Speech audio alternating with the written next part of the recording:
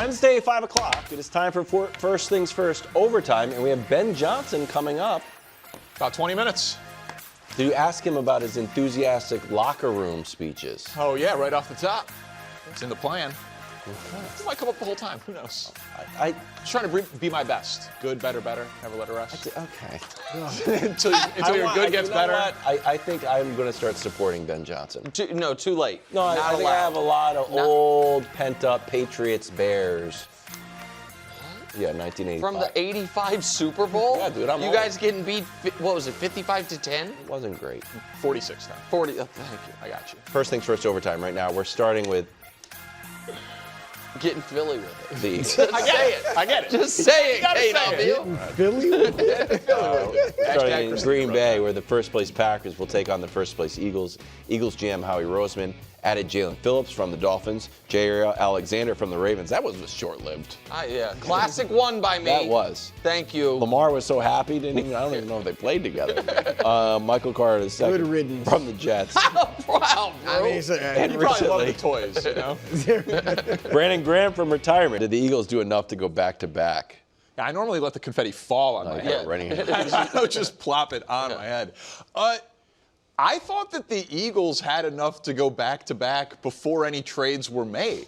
And I don't know if that's a cop-out here, but they arguably have the most impressive this season resume of any team in football. I think it's at least arguable when you figure in like strength of victory, which they actually among the playoff Brew teams. loves strength of victory. Well, Among It's a good precursor. well, among playoff teams, like teams that would be in the playoffs today, they're number one. The Giants is actually higher, but they don't have enough wins to really qualify for it because the Giants beat the Eagles, they beat the Chargers. But they have the best strength of victory. They beat the Chiefs, they beat the Cowboys, they beat the Bucks, they beat the Rams. But also just the eye test, Saquon's coming off his best game, which was right after Jalen Hurts was coming off of his best game. And they added 3 players, and whatever we make in TV about A.J. Brown and whatever's real about A.J. Brown, they said it's not bad enough to trade him. Because if they would have traded A.J. Brown, everyone would have agreed this team got worse this year. Yes. Like maybe it would have been better for the future, maybe you would have gotten a good draft pick, but this team would have been worse. And they're saying, no, we're good with A.J. Brown, and so they're going to go try to win this year's Super Bowl, and I think they're one of the 2 or 3 favorites to do it. They won the Super Bowl going away with A.J. Brown reading books on the sideline. And really lighting the season on fire, 5 weeks, with 5 weeks left? I mean, It was late in the season when he made those comments about we need to throw more, and they still didn't have a problem winning. I agree with you. Look, I think the addition of Jalen Phillips is decent. You know, he's not a superstar, but their pass rush hasn't been great either. Correct. You know, they're near the bottom as well in terms of sacks. So I think he gives them a little bit of a boost there. But I agree. I mean, on paper, they can do it. The only reason, and I did not pick them in large part because of this reason, but it's just history says, man, it is difficult to even get back to the Super Bowl, let alone win it again. This century, 3 teams have gotten back, right? The Chiefs and the Patriots with Brady and Mahomes have won it. And then the Seattle got back but didn't win. So it's just hard to do. But on paper, yeah, they have enough. Even if they didn't make a move, they still had enough to win it. So, yeah, Howie's done a fine job. Yeah, listen, I think the question about Philadelphia was not a question that was going to be addressed at the trade deadline. I do think adding Jalen Phillips was a real impact addition. Yep. That is, while everyone was talking about the Chiefs adding Breece Hall, I would have liked if they had added some Jalen Phillips. So, or someone like that. Probably the best edge rusher moved, right? That was available. That was moved. I think it was definitely, definitely the best edge rusher moved at the deadline. And then Quinnen Williams for best rusher. Yeah. And so I like that move, but I don't think that's the question for them because I do believe if Philadelphia doesn't reach their ultimate goal, I don't think it's going to be because they don't get enough pressure, in part because I think Jalen Carter can attract enough attention that you're not going to be awful at getting to the quarterback when you have healthy Jalen Carter. The question to me is going to be what Saquon are they getting? And that is not going to be, you weren't going to trade for a running back. Like it is, and that is the question looming over post-bye week because The numbers going into that last game when he was awesome were grim. It was almost his yards per carry were barely 60% of what they were the previous year. They had no explosive runs, averaging 50 yards per game. And then he has the monster game going into the bye when they don't have AJ. And I don't think this team is at its best when they have to just turn Jalen Hurts into a drop-back passer. I don't think it's what they want to do. They have shown when they in an emergency press that button, he has come through quite often in that spot. But I don't think that's their path for 3 consecutive playoff victories leading into a Super Bowl.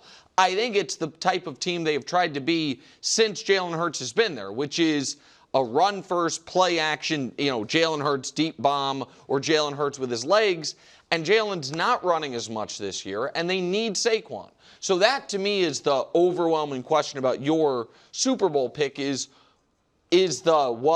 Week 8 a fork in the road for Saquon where it's like, okay, we're getting closer to last year's Saquon, or was it a blip? And that part, I don't know. And so I wouldn't have been moved. They have too good of a roster to, unlike Buffalo, people like trade for Chris Olave, or even the Chiefs, trade for Breece Hall. Once they added Jalen Phillips, there was nobody out there really where you're like, man, the Eagles need to go get totally right. what? Because, and that's a testament to Howie, it's because they don't really have a lot of holes, and on defense, it's young players that they want to play because they want them to get the experience. Yeah, I mean, Howie Roseman is probably the best general manager in football. Not every trade that he makes works. They did the Robert Quinn trade last year. It didn't really do any dividends for them, but we were talking about the value of the draft pick that they gave up. They traded their third-round pick for Phillips, and they still have the Jets' third-round pick. Yeah. That's probably 20 picks difference, 25 picks difference in this round. So they're just a very well-run organization. The reason I'd have optimism about Saquon, though, offensive line's getting healthier.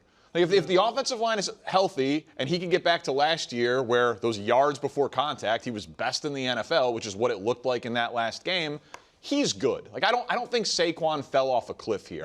My guess is that game last week, or I guess a week ago because of the bye, was not a blip for him. My buddy from Philly was the one who was hollering at us at the Super Bowl, saying, was he in New Orleans when we were up on the thing? He was. Yes. Yeah. Yes. Yeah. That's yes. okay. Wow. Yes, my buddy. Wiles doesn't have a lot of friends, so I can identify him very quickly. Yeah. He was big on the Eagles were planning on a 20 game season for Saquon. And that's one of the reasons why you would see less usage. Now, and that was probably just well, they clearly optimism. No, listen. You don't trade multiple picks for Tank Bigsby. You don't have gosh darn it, the big guy Quadzilla. Thank you. They clearly want Saquon to be fresh going into the postseason. And to be clear, I don't think Saquon is bad. I do think he might be tired. And I don't know that just the bye week is enough to get over. So here's the weird thing. Yeah. They're 98% to win the division. The Cowboys are done. The Commanders are done. The Giants are done. Yeah. So how do you use Saquon from here on out? Well, I super value the bye. So I don't think that they can just go into third gear and be like, we're gonna win the division, we're gonna have a home playoff game. I understand they didn't have the bye last year and they didn't need it. It's a much harder path, obviously. And because the division's so soft now, they have the smoothest. The other teams going for the bye, this is one of the reasons I believe in Tampa. I know you don't. Tampa has a relatively smooth path after these next few weeks. But the NFC West and the NFC North teams are going to be in a fight for their life just to make the playoffs, while the Eagles and Bucks are going to be fighting for seeding, not to make the playoffs. It's hard to see the 1 seed coming out of the North or the West. That's what I'm saying. It's because I think they're going to beat each other up, too. Even with Saquon not playing up to his standard, they have those wins you mentioned. Kansas City and Tampa Bay and the Rams. So if he gets going, then if every team plays its A+ game, they probably win it. I was thinking about that. If you were grading the Eagles every week, you wouldn't have really given them A's. Right. Oh, they beat the Chiefs with a B- game. Right. They beat the Rams with a B game. Great Rams 49ers this weekend battle at 2 excellent quarterbacks when Mac Jones takes on Matthew Stafford, who is the subject of the first edition of this week's edition of Pack Stats. Stats are cool. Making stats cool again. Oh, you guys both just want to fight over the slogan? No, I'm just adding to it. We're all in the same we're all in direction. agreement. All right, stat number 1. Stats are making a comeback. They make it come back. 1 week at a time. Matt Stafford. The Rams' passing strategy could get Matt Stafford the MVP. The stat is 8, as in 8 passing touchdowns from inside the 5-yard line. It's the inverse of the tush push, guys. They added Devontae Adams, and all of a sudden, every time Sean McVay gets down inside the 10-yard line or the 5-yard line, he's dropping back to pass. Stafford's got the most pass attempts, the most completions, and the most touchdowns inside the 5-yard line this year. And we know his touchdown-to-interception ratio. It's working. If it were voted on today, it's not a projection. If it were based on what they have done up to this point, are we all in agreement that he'd be the league MVP? That if we did a segment, who's been the MVP through at the midway point of the season, my vote would be him. You had him at the top Bruce ballot. Yeah. I don't know if it would be interesting. I think Drake May would get some votes. Like if the regular voters were voting today, it would be interesting to see. Because one thing I'll say, and even though I had him atop the ballot, and I feel he's my MVP at this moment, you can argue, man, Drake does not have nearly the amount of weapons that Stafford has. And so that's an argument in his place. And he's taking a team from, not quite worse, but worse to first, so to speak. So Perfectly said. I 100% agree with everything you said. Well, it's just an interesting formula for the Rams. Like 14 of his 21 touchdown passes are inside the 10-yard line this year. Kyron Williams has not been the focal point. Right, Sean McVay always talks about, I want to run the ball. It's like, well, maybe if you have one of the best pure passers in the NFL and a top wide receiver duo, just pass your way into the end zone. I think I think the inside the 5 part is probably rare. I don't think it's that rare that I bet most quarterbacks, well more than 50% of their touchdown passes have come inside the 10. I don't think it's a bunch of. I don't think there's many quarterbacks Come inside the 10. Yeah, because he said you said 14 of his 14 of his 21 inside the 10. 5 of Stafford's 8 touchdowns inside the 5 have gone to Devontae, but he leads the NFL in pass attempts and touchdowns inside the 5. Yeah, inside the 5 I do find interesting, and I think some of that. Sean McVay's interesting because he objectively does not like. I shouldn't say that. He appears not to like his kicker. He certainly doesn't trust him, and I don't know. It's personal. And I don't know how much he trusts their power run game. And so I think he just feels like in gotta have it spots or in the most high leverage spots, I'd rather just put the ball in Stafford's I'll take hands. the tush push. Well, you can't do it from the 5. Why not? You can do it twice. Okay. Oh, good. Yeah. Making stats cool. that's right. You said it, not me, but I agree. Stat number 2. It's been a while since we talked about Justin Herbert. Oh, sweet. Well, it's a Jesus. big game this week. Chargers and Steelers. Herbert's going to have to be Superman again this week. I mean, no Slater, no Alt, injuries all over the offensive line. He has been pressured 165 times this year. That's 30 more than any quarterback. And you can roll your eyes and put your head in your hands. You saw what happened to Patrick Mahomes when he had one game where he was pressured as much as Justin Herbert has been consistently this year, and Mahomes had the worst game of his career. That's 30 more pressures than anyone. He's playing in a Pittsburgh team that has, 4 games where they've had at least 5 sacks this year? So are you closing up your briefcase on the Chargers season? I think it's going to, listen, I think they can still be the wild card, but I do not think that they can win big this year without either of the tackles. Oh, okay, so here's the reason I put my head in my hands. If the year the Chiefs traded away Tyreek Hill, I came on TV and picked him to win the Super Bowl. If they then lost a wide receiver, and then I came on, I'm like, well, what can you expect? They don't have that wide receiver or Tyreek Hill. All of your Herbert stuff was that he's 90% hold on, wait. No. Was post Slater's injury. So Yes. the Slater's injury. So they have not lost Slater and Alt. All of the Chargers' optimism, but all of the Chargers' optimism, we knew Slater was out, Post-Slater. and it was post-Slater. And so if what we're saying is Herbert was going to have the Peyton Manning year, the Chargers are going to be a legitimate contender, all of that, and they lose one player, and it all falls apart, then he's not the guy you're telling us he is. They haven't just lost one player, though. They also lost their third tackle. They also lost Omarion Hampton. Khalil Mack was hurt for a period of time. They have had 9 starters on their offensive line through 9 games, second most in the NFL. So, they've been one of the most injured teams in football. So, it's not just Rashawn Slater. And by the way, Herbert has been great this year. He's been Very great this good. year. He's been very good. I mean, Not great. Leading the league in Not great. passing. They throw, but again, In yards, but so is his passer rate. 98. Very good. Not great, though. I mean, I don't think his things passer rate is like 8 picks. This is all. You get one, and they are passing the ball a ton, which leads him leading the league in passing, which is great. It also leads to him being pressured more than other people, which is bad. We are staring down the barrel of another year of, man, it's just not Justin Herbert's fault. He's been in the league. I buy this one, though. This is bad luck, man. All of his offensive linemen are getting hurt. But you got to look. We've seen Joe Burrow overcome, bad offensive line play. Like you just got to. I get. Yeah. Yeah, they made Burrow the Super hasn't had Bowl great and the offensive AFC line play Championship there. game with bad offensive line. He's also been, He's been injured. No, now he's gotten hurt. But I think that's just Burrow. Take stats goal. Oh, the lights move us on. All right, if you guys didn't like that one, I'm not sure how much we're going to love this one. Caleb Williams. People are asking. People are saying that he's the Shohei Ohtani of the NFL. Okay. We might have Stop to leave it. that. Just get ready here. This is worse 10 than passing T3 touchdowns, man. 2 rushing touchdowns, and a receiving touchdown. Look at that handsome Irv Comp. Receiving.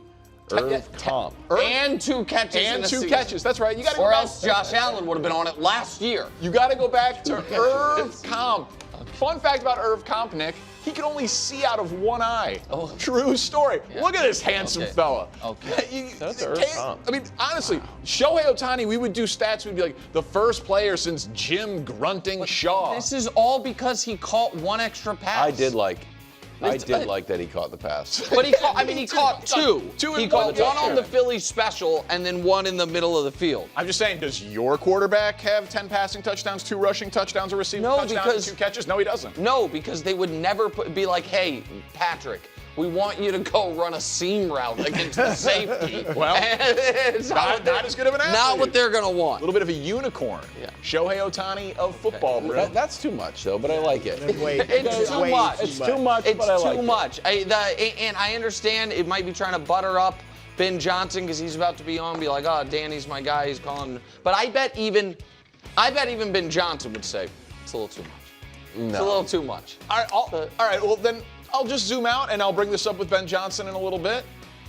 Do you know who has the second most explosive plays in the NFL this year? Now that I find interesting. The Chicago Bears. Indianapolis Colts 1, the Bears 2. So that part, Brew, to me does mean something. That they are all of a sudden a big play offense. 4th in yards per game, 6th in points per game, 9th fewest sacks in the NFL this year. And I know they played Dallas and Cincinnati, and that inflates the stats, 2 of the worst defenses in the NFL. But the Ohtani of football is real. So the Ohtani of football I can't get with Just you on, stop. but I do. Here's where I'll be with you. Thank you. Because Caleb right now, Colin made this point earlier this week. I think it was a smart point. He is not great at some of the easier stuff, as great as we would hope he would be. To overcome that, you need to be excellent at the explosives. If you're going to miss some of the layups, you got to hit some 40-foot threes. I would like to see if we're in a scientific experiment, a control, like a normal team. I'd like to see him do it against a normal team. Not the Cowboys and not the but Bengals. if they're second in the hasn't league, done it yet. KW, for the whole season on explosive plays, that it didn't all come in those 2 games. No, of course not. A lot of it did, though. And to be fair, a lot of it have been running plays. Like they've been a very good running team. Now the truth comes. No, I'm just. How much of it is Caleb against normal teams to use wide? Troy, run the numbers. Yeah, we'll get Troy to run Like the numbers. 1? I guess Look, for all the Caleb, questions of the Bears offense. he does have some. There's no doubt he's got the explosive potential. I mean, there's no question about No, and that. they've been an explosive offense this year. Yeah. That part is That's true, fair. and that is surprising, at least to me. You know what? That's why stats are cool. The Ohtani thing, though. The Ohtani thing Yeah, was you went interesting. way too far with I that. went too far. Yeah, oh, yeah. Gosh. I mean, we did it with Ohtani. 43. Troy just said 29 explosive runs, 43 explosive passes. So that's good. Okay. That's pretty good. They didn't all come against Dallas and Cincy. It's not Drake May. Thanks for watching. Subscribe here to get more from the show and to check out clips from other shows on FS1.